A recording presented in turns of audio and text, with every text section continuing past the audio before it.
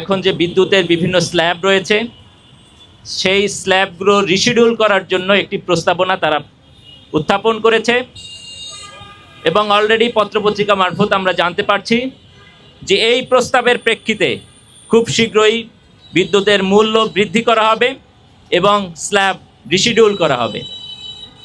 আমরা justice and democracy party মনে করছি এই প্রস্তাব যদি বাস্তবায়ন করা হয় তাহলে এটা সরাসরি এদেশের যে গরিব ও মেহনতি মানুষ যারা রয়েছে তাদের পকেটে আঘাত পড়বে, তাদের বুকে লাথি মারা হবে এবং এর সরাসরি ভুক্তভোগী হবেন তারা।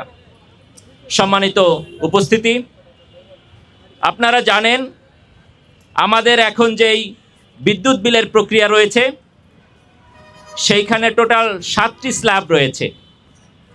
এই 7টি স্ল্যাবের মধ্যে বলা হয় মূলত 6টি স্ল্যাব, আরেকটি স্ল্যাবকে বলা হয় লাইফলাইন। অর্থাৎ লাইফলাইনের পরে রয়েছে প্রথম ধাপের গ্রাহক, দ্বিতীয় ধাপের গ্রাহক, এভাবে করে ষষ্ঠ ধাপের গ্রাহক পর্যন্ত রয়েছে।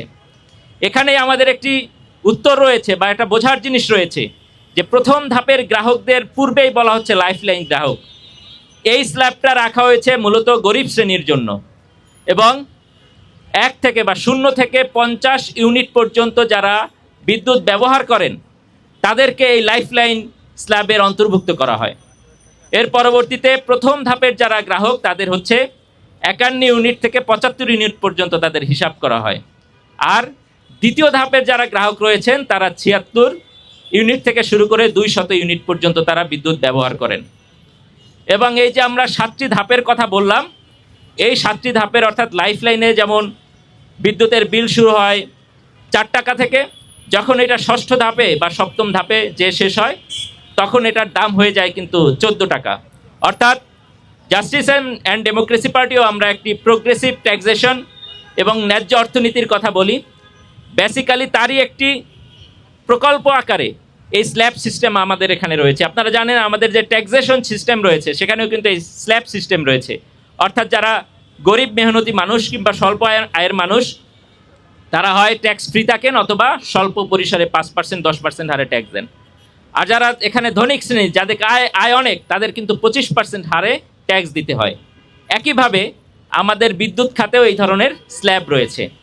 কিন্তু দুর্ভাগ্যজনকভাবে বর্তমানে যে প্রস্তাব করা হয়েছে সেখানে 0 ইউনিট থেকে শুরু করে 200 ইউনিট পর্যন্ত পুরোটা একটা স্ল্যাবে নিয়ে আসার প্রস্তাব কিন্তু সেখানে দেওয়া হয়েছে।